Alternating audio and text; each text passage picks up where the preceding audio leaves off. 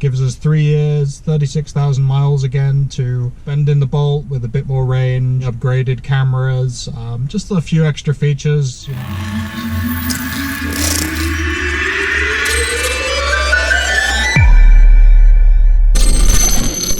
following on from our review of the 2017 Chevy Bolt EV that we just returned, I thought I would do the 5,000 mile 6-month almost review of this 2020 Bolt EV. A lot of people right now are looking at the deals on 2020 Bolts, looking at the cars coming back from the 2017 Bolt leases, and trying to compare the advantages and disadvantages of each. In my 2017 review, I missed a lot of things about the car that we like, just you know, simple things that I did touch on in the 2-year review, but essentially should have mentioned. I focused a lot on the wear and tear of the car after 3 years, you know, how it's looking, how it's held up.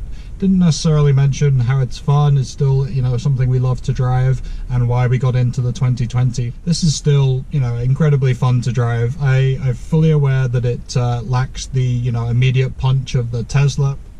But as an everyday practical electric vehicle that's more affordable, you know, this is a car that is, depending on your area, between $5,000 to $15,000 cheaper than the Model 3. So they really only get compared because they were the first two longer range EVs that were capable of, you know, going that 250 miles or so, and the performance is great. You know, it still gets from 0 to 60 in 6.3 to the upper 6 seconds.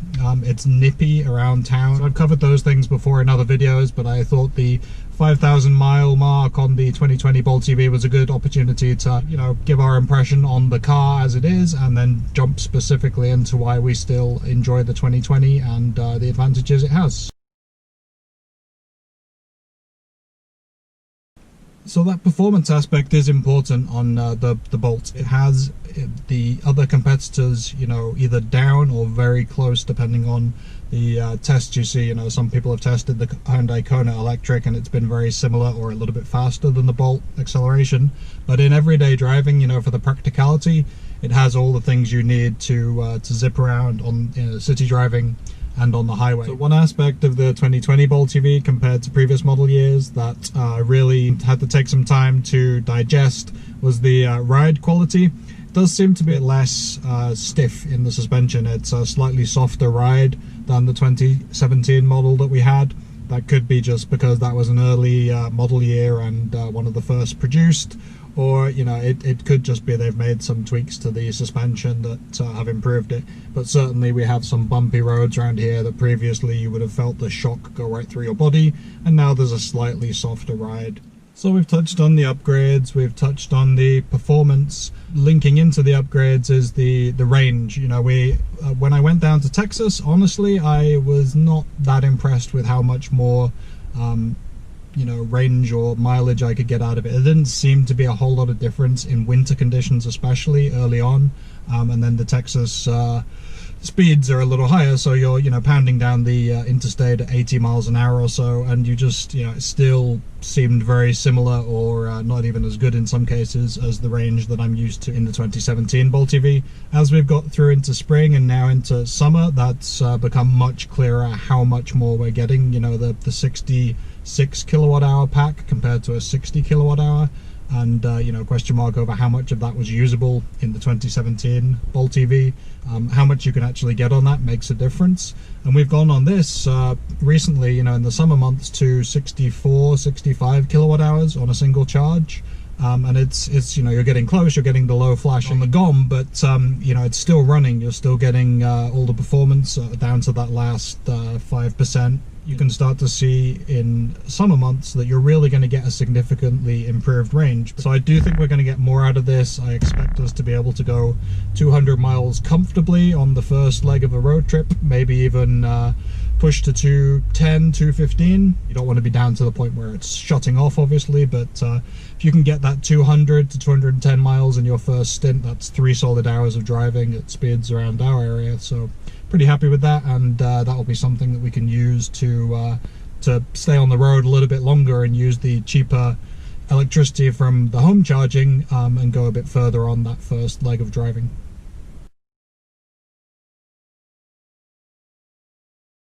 So the performance is a Bolt EV thing that is inherent to any model year of the car that you're going to get, so that's something that you will enjoy regardless of whether you buy used or new in the 2020. Internally, the car is again very similar, but then you get into the upgrades of the screens being a little bit more nuanced, having the range impact in terms of miles instead of an arbitrary kind of -5 +5 score, as we've touched on before. Obviously the upgraded cameras, there's more angles, there's higher definition. We've enjoyed that. It makes the car feel a bit sharper. It fits with the big screen here. You put a decent sized screen in the middle for a modern Chevrolet at least, and then have a very pixelated backup camera, and it looks a little bit incongruous. So to have that be high definition and just much improved is nice to see. There is a little bit more padding in the seats. I think we've enjoyed the lumbar support more than anything else. Still narrow, you need to try these seats in a Bolt EV regardless of 2017, 2018. Certainly make sure that the padding has held up and that you're comfortable in driving. In a newer model it's probably going to be less of an issue because people haven't sat in them for as long, and the padding does seem to be a little bit better, certainly in the back of the seats and the lower back support. In terms of everything else, the mirror is a little bit changed. There are a few more options on there to zoom in and out, and it still has it's the Premier, so it has the reverse rear view mirror. When you flip it back and forth, it's a slightly different shape, but not to the point where the functionality is significantly different. Software is the latest version, obviously. The upgraded, where you can set a target charge compared to the 2017, which is a Hilltop Reserve, which gives you about a charge to 89%, 90% around that level. Gives you some of the battery to keep recuperating energy if you live on top of a hill, or just somewhere where you still want to have that regenerative braking being its most effective, and not being at the top of the pack where it can't put the energy back anywhere. So this has target charge levels 40 to 100%, 5% increments all the way up to whatever target charge level you're most comfortable with. Have a decent sized screen here. You want to be able to use it for the reverse and kind of parking maneuvers, so it's nice to have the high definition and multiple angles to play with. The overhead camera 360 view, still really useful. Enjoy using that. I know some people can't see the benefit of it, but I would miss it, certainly. There's a little bit of glare at the wrong angle. If you catch the sun in the wrong way, it could be a problem. Also the piano gloss kind of black finish attracts dust and can reflect a little bit, but I've never had any problem with the glare. It's just the continual markings and fingerprints and everything else that people moan about. In a lot of cars that happens. What else? I guess we should move on to charging. So as much as I like the car, obviously there are downside. Charging profile is still maxed out at 55 kilowatts. It does have a slight improvement in that after 55% where the charging starts to taper off, it is an actual taper, as Teslas and others will achieve. More of a slow kind of curve down. We'll put 50-55%, somewhere around that range. The 2017 would just bam, and other model years 2018, 2019 would just step down immediately to 100 amps, whereas this is slowly tapering down to you get more of a charge in that upper 50% of the battery.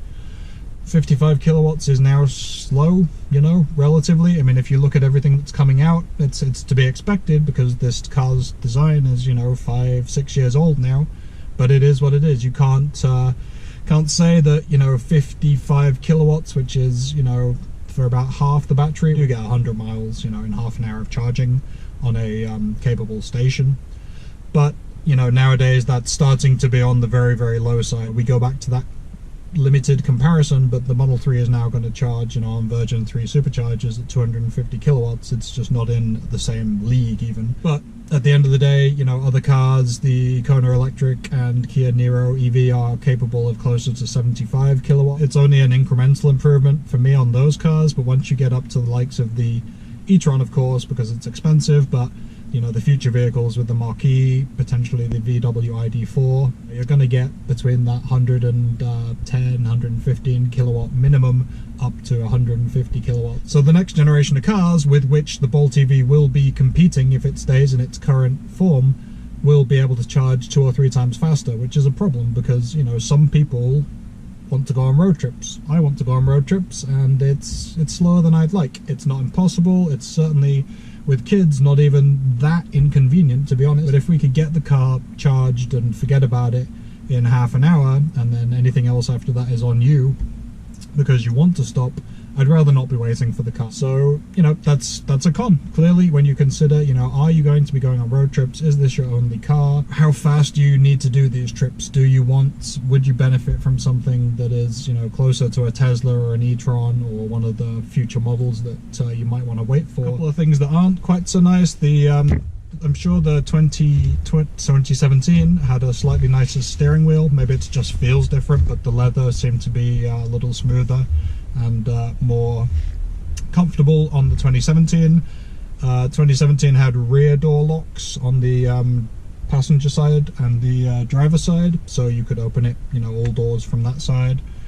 On the rear door handle, this only has it on the front, which is just something you get used to, but you know, it's a cost-cutting measure that they've taken, and you know, it feels a bit jarring for a while once you've been used to the 2017. Technology that it lacks, you have to come back to the lack of ACC. I've only recently been converted to using cruise control, so I am a laggard in terms of those driver technologies. It has all the you know, the gizmos you need to do that. It tells you how far in front the car is and gives you a warning whether it's too close or too far. Has lane keep assist to tell you if you're tracking within the lines, and there's a very clunky kind of system where it will ping pong you, but just don't use that in practicality because it's completely, you know, you're going to get pulled over for driving like that. Someone's going to think you're drunk, so you know, you can't use it for all intents and purposes. Honestly, I don't know that I would use it that much, but it's one of those things that people ask about, and you know, Super Cruise is going to be in some of the forthcoming models from GM. You can see them researching a lot with cruise automation, and they have a lot coming into the technology kind of pipeline. It's going to make the Bolt on this model year and previous model years feel dated. You know, if the Bolt EV or Bolt EUV get that refreshed kind of technology, this will be put into a lower grade because it lacks ACC, it's slower charging, it lacks power seating, and a lot of things that will just kind of drag the general feel of the car down in terms of technology compared to new models.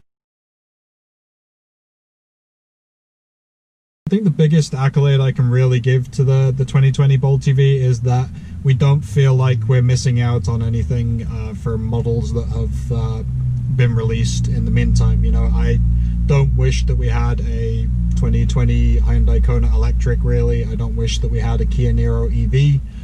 Instead, as good as those cars are, you know, in their own right as a comparable electric vehicle, I don't feel like they offer significantly more than this car for the price. You know, it's a vehicle that you can buy in all 50 states, whereas that can't be said for the Kona electric or the Niro EV. And then you get into the other ones that are comparable. You know, we do see deep discounts on stuff like the Jaguar I-Pace at the moment, and there's even some discounts being extended to the Audi e-tron, but those are in a different league. You know, that's a luxury premium ride that you can't really, you know, justifiably compare to the Bolt EV. The Bolt EV is not the $38,000 car. The MSRP is, you know, remained where it is, but it's deep discounted by GM. You can play the dealer game. Some people like it, most people don't, but you know, the reality is we've had just fine dealership interactions, and we've always got the price that they promised us. There are very good lease offers right now on this car. There are discounts that bring it down to that $25,000 to $30,000 price range, and it's worth it because, you know, once you get to the savings of you know, not paying for fuel. I know gas is cheap right now, but that is not something that's going to last forever. Electricity is cheaper. I've never been anywhere where the gas pump said $0 after I finished filling up, but that is the case in, you know, several places around here, several places in New York State. The welcome centers, you can fast charge for free. A lot of level 2s are offered as complimentary overnight at hotels. So, you know, this is getting more into the benefits of electric vehicles as a whole, but they do start to bring that price down. And if this car is, you know, new is 25 to 30,000, used is 15,000, around that mark, So it's a very affordable electric vehicle, and I'm still glad to be in it after 3 years of having the 2017. This gives us a nice buffer to the next generation of models coming out, where we'll want that baseline, as I've said in other videos, of 100 kilowatt minimum, probably more like 150 kilowatt charging, fast charging, 300 miles of range plus, and a little bit more performance. Stuff like the Mach-E is definitely looking very attractive at the moment. Same for the Volkswagen ID3 and 4. There are some caveats, but mostly, if it's only a couple of $1,000 difference, then you really probably want to get into a new 2020 Bolt EV just to access those improvements and pay, just a tiny bit more really.